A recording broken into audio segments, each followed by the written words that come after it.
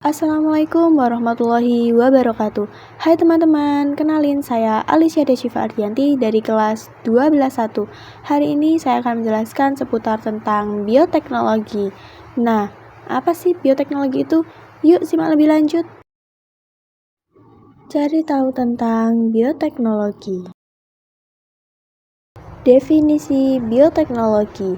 Bioteknologi adalah teknologi yang memanfaatkan makhluk hidup sebagian atau keseluruhan untuk menghasilkan barang atau jasa.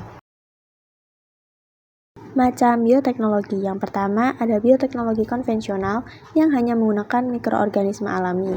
Yang kedua, bioteknologi modern di mana hanya menggunakan teknologi canggih seperti rekayasa genetika. Namun pada hari ini kita hanya membahas bioteknologi konvensional. Lalu, apa sih bioteknologi konvensional itu? Yaitu bioteknologi sederhana yang hanya menggunakan mikroorganisme berupa bakteri atau jamur untuk mengubah bentuk atau kandungan gizi pada produk tertentu. Ciri-ciri bioteknologi konvensional. Yang pertama, alat dan bahan sederhana, masih bisa ditemukan dalam kehidupan sehari-hari. Yang kedua, melibatkan mikroorganisme secara langsung. Teknik yang digunakan hanya teknik fermentasi. Yang keempat, hasilnya sedikit. Biarpun sudah berskala pabrik, tapi dibandingkan dengan yang modern, itu lebih sedikit hasilnya. Yang kelima, kurang steril. Disebabkan bioteknologi konvensional masih rentan terkontaminasi, sehingga dianggap masih kurang steril. Contoh produk bioteknologi konvensional yang menggunakan bantuan jamur. Yang pertama ada roti dengan bantuan jamur Saccharomyces cerevisiae.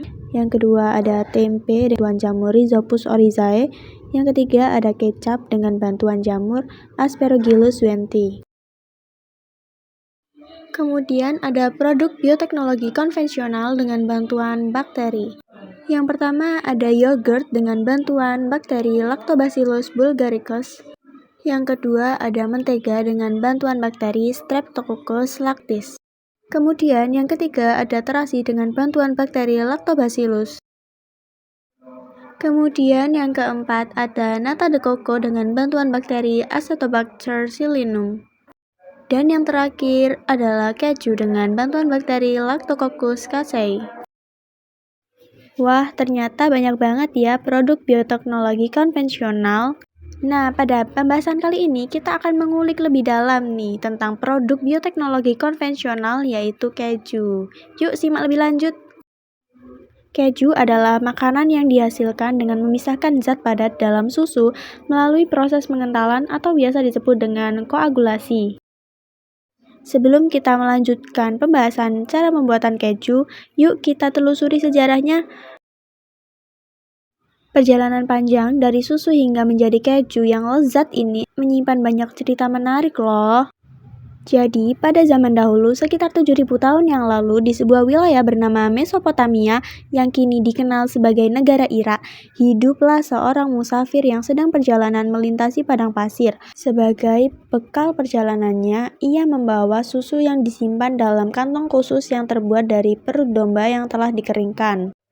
Setelah menempuh perjalanan selama beberapa jam di bawah terik matahari, ia berhenti sejenak untuk beristirahat dan berniat meminum susu tersebut.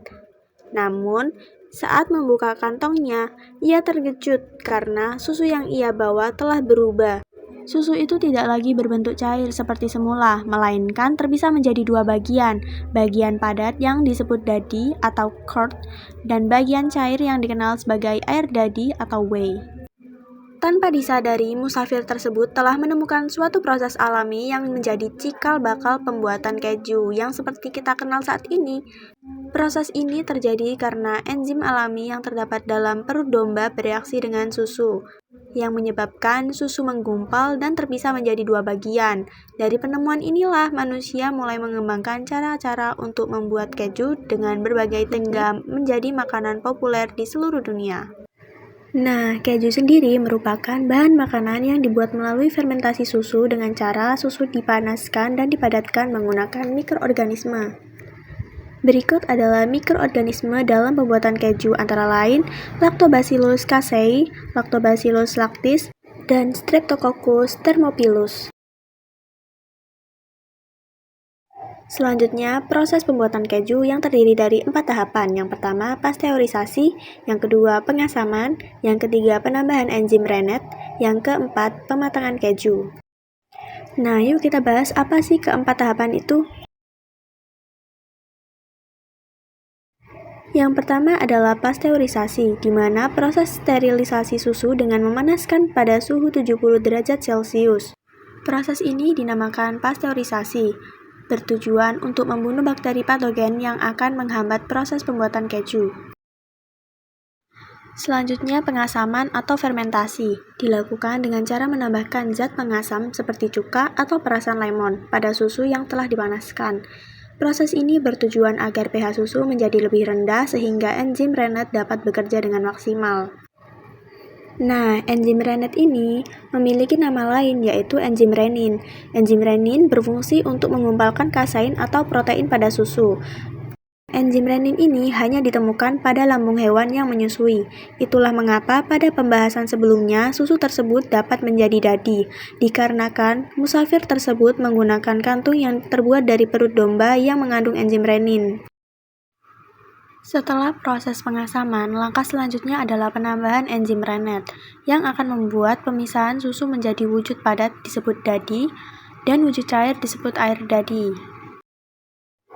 Kemudian, pisahkan dadi dan air dadi menggunakan kain bersih. Setelah itu, tambahkan sedikit garam untuk menghasilkan tekstur dan rasa yang seimbang.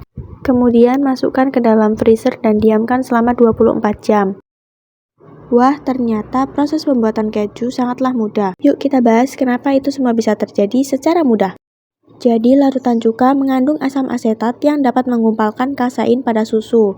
Karena larutan asam cuka dapat dibuat dengan mikroorganisme penghasil asam laktat. Nah, asam laktat ini berfungsi sebagai penghambat pertumbuhan bakteri penyebab penyakit dan bakteri pembusuk dalam makanan. Dan dalam pembuatan keju, garam berfungsi untuk mengawetkan dan mempercepat proses pembuatan keju. Nah, ini dia jenis keju yang sudah bertebaran di seluruh dunia. Yang pertama ada keju parmesan dengan tekstur kering, rasa yang kuat dan gurih, dan biasa dijadikan taburan pada makanan. Kemudian yang kedua ada keju cheddar dengan tekstur yang keras, rasa yang kuat dan tajam, dan memiliki kemampuan baik dalam meleleh. Yang ketiga ada keju mozzarella, memiliki tekstur yang lembut dan elastis, memiliki rasa yang lembut dan creamy, dan mampu meleleh dengan sempurna.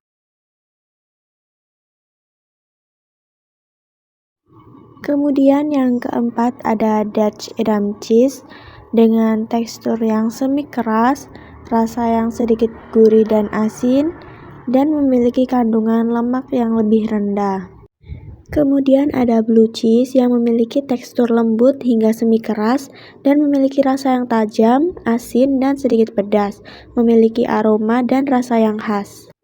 Dan yang terakhir ada camembert, memiliki tekstur yang creamy, rasa yang sedikit manis, dan biasa disajikan dalam bentuk irisan dan disantap dengan roti dan buah-buahan, dan memiliki kulit berwarna putih lembut.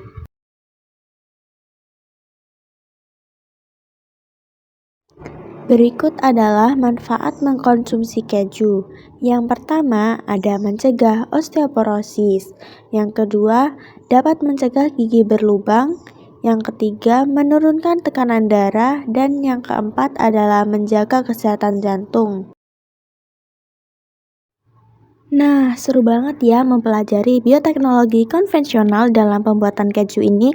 Semoga video ini bermanfaat dan dapat menambah wawasan kalian ya, terutama peran penting mikroorganisme dalam proses fermentasi. Sampai jumpa di video berikutnya dengan topik yang tak kalah menarik. See you!